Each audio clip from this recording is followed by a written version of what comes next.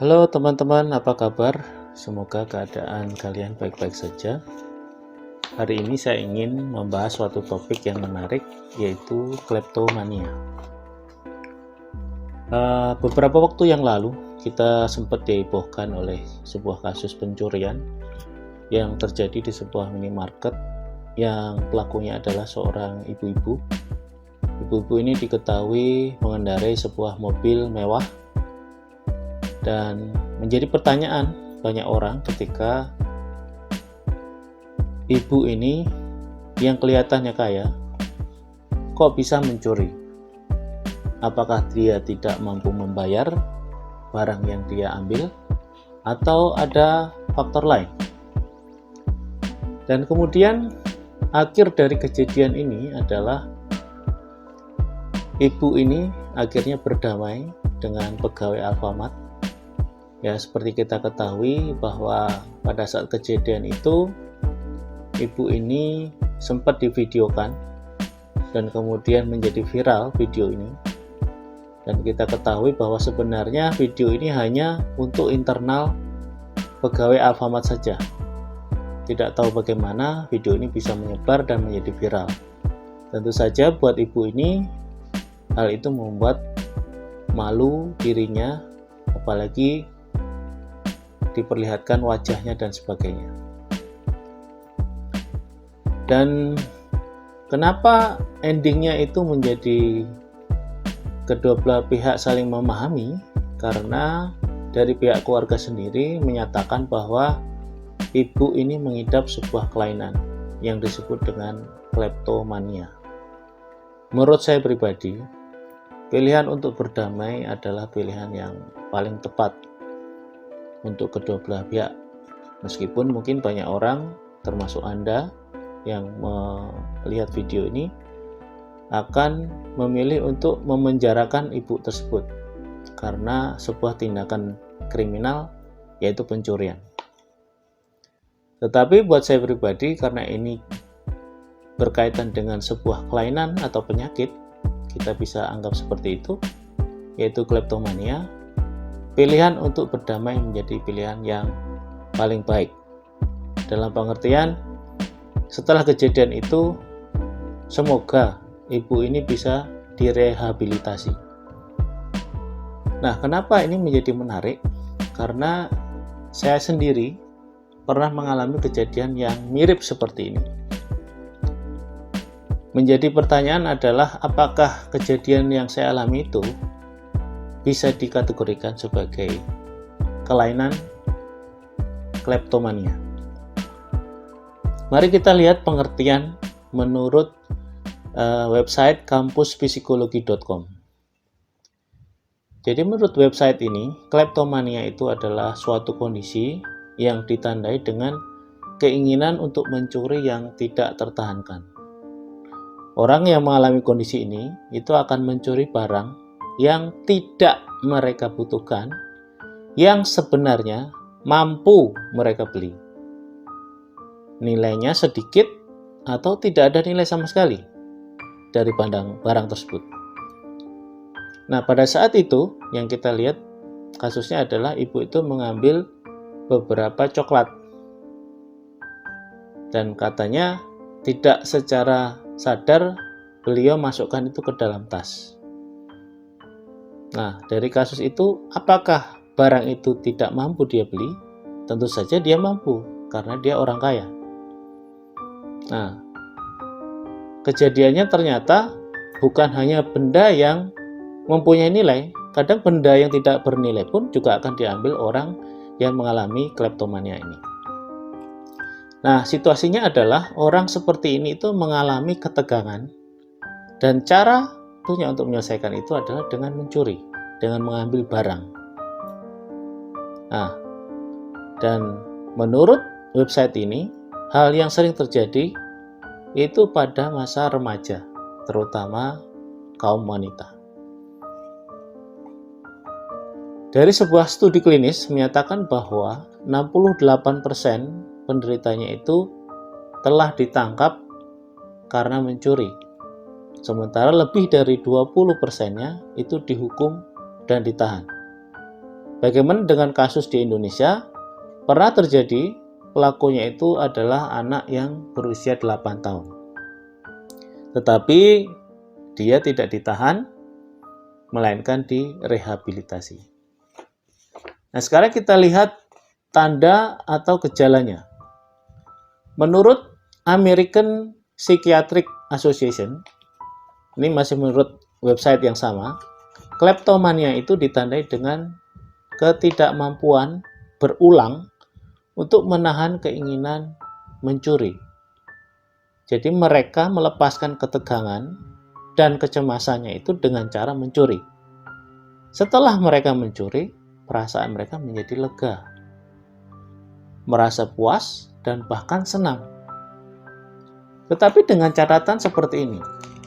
Nomor 1, ini bisa disebut kleptomania jika pencurian ini tidak melibatkan keuntungan pribadi, misalnya finansial atau ekonomi. Kalau mereka memang menginginkan barang itu, kita tidak bisa mengkategorikan ini sebagai kleptomania. Nomor 2, pencurian itu tidak terkait dengan kemampuan membeli barang tersebut. Seperti dalam kasus tadi, ibu itu sebenarnya mampu membeli, tetapi beliau mengambil. Jadi ini tidak ada kaitannya kemampuan atau daya beli orang terhadap barang yang diambil tersebut. Nomor 3, kadang pelakunya itu menyimpannya di suatu tempat dan tidak digunakan. Ada yang diberikan ke orang lain di sekitarnya, bahkan ada juga yang mengembalikan barang itu lagi ke tempatnya.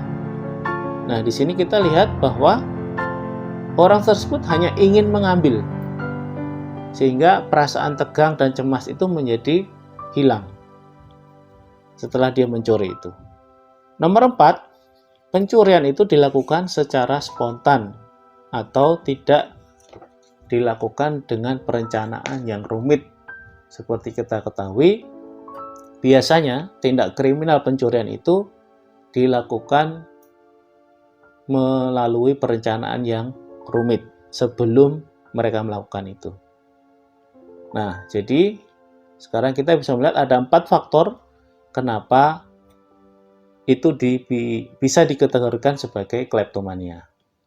Jadi sejak ada kejadian ini, sebenarnya saya itu langsung teringat dengan kejadian yang saya alami beberapa tahun silam ketika saya masih kuliah di Kota Malang, Jawa Timur. Waktu itu saya tinggal di sebuah kos-kosan di sekitar Jalan Bromo. Ini merupakan pusat kota juga di Kota Malang. Saya pernah mengalami kecurian uang oleh seorang penghuni kos. Nah, nanti Anda bisa menilai apakah kejadian ini merupakan tindakan kriminal atau termasuk kleptomania. Untuk mengawali cerita saya, sebagai informasi, saya tinggal di sebuah kos-kosan yang tidak jauh dari kampus di mana saya belajar. Saya tinggal di sebuah kos-kosan 2 lantai yang sederhana di kawasan padat penduduk di Kota Malang. Di bagian depan itu ada sungai kecil. Jadi pas di depan kos-kosan itu. Artinya memang ini kos-kosan yang murah. Pada tahun 2002, pada saat saya kos di situ, itu saya hanya membayar sekitar 80.000 sebulan. Ya, artinya untuk ukuran pada tahun itu sudah lumayan. Termasuk yang paling murah di sekitar kos-kosan itu. Jadi kami anak kos atau penghuni kos yang tinggal di situ itu tinggal seatap dengan yang punya kos-kosan. Jadi keluarga yang memiliki kos-kosan itu tinggal di lantai bawah, sementara kami di lantai atas. Ada sekitar 7 kamar di lantai atas itu, yang salah satunya itu adalah gudang. Jadi kos-kosan saya waktu itu cukup sederhana dengan lantai kayu dan toiletnya juga tidak ada di atas tapi di bawah. Jadi kita ketika mau mandi atau mau buang air itu harus turun ke bawah. Nah, di dalam kos-kosan itu hanya ada kasur yang beralaskan lantai kayu, meja kecil satu, lemari kecil dengan tutup tirai. Jadi bukan lemari yang dikunci ya, tapi hanya tirai saja. Kemudian ada jendela yang menghadap ke arah genting. Sementara pintu kamarnya itu juga sederhana, terbuat dari triplek yang tipis dan ada lubang angin di bagian bawahnya. Jadi tidak rapat pintunya itu. Nah, oleh karena itu kami harus punya semacam gembok sendiri-sendiri, sehingga kami ketika keluar atau pergi, kami bisa menguncinya. Mereka yang kos di situ itu rata-rata adalah para mahasiswa yang kuliah di sekitar kos-kosan itu. Jadi selain mahasiswa, ada juga beberapa kali orang yang di luar mahasiswa kos di situ juga, termasuk pekerja percetakan ataupun orang-orang lain yang sudah berkeluarga. Tetapi saya lihat sepanjang saya kos di situ jarang sekali ada penghuni yang di bawah umur. Dalam artian di bawah 17 tahun. Suatu ketika, ini setelah saya sekian lama kos di situ ya, kami kedatangan penghuni kos baru yang masih kecil, yang menurut saya ini suatu hal yang luar biasa ya. Dia seorang anak laki-laki yang baru kelas 2 SMP, perawakannya kurus, tidak terlalu tinggi, dan kelihatannya dia sudah biasa bergaul dengan orang dewasa, karena saya lihat ketika dia pertama kali datang juga memperkenalkan diri, terlihat luas dan percaya diri. Dia itu berasal dari luar Jawa. Jadi kita bisa bayangkan, dia jauh dari orang tua, baru 2 SMP, sudah berani merantau. Itu kesan pertama saya. Sebenarnya di kos-kosan itu juga ada anak muda yang masih SMA, berasal dari Surabaya. Tapi menurut saya untuk usia SMA itu sudah menjadi boleh diizinkan untuk merantau, meskipun tidak terlalu jauh ya. Surabaya ke Malang itu ya sekitar 3 jam lah. Dan setiap minggu saya lihat juga dia pulang ke Surabaya.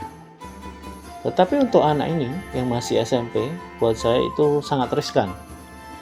Karena ketika kita merantau itu bukan hanya tentang kemandirian, tapi juga pergaulan.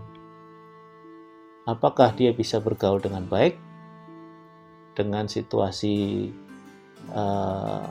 tempat yang baru, yang bisa jadi dia bergaul dengan cara yang salah dan sebagainya. Oleh karena itu, kami sebagai penghuni kos yang rata-rata anak mahasiswa itu juga merasa kasihan, tetapi juga kagum di sisi lain dengan keberanian dia sekolah jauh dari orang tua. Tetapi ternyata kami tidak tahu banyak tentang dia, meskipun beberapa saat kemudian kami sudah sedikit mengenal dia. Ternyata dia memiliki karakter yang buruk di balik kemandiriannya itu. Jadi begini ceritanya.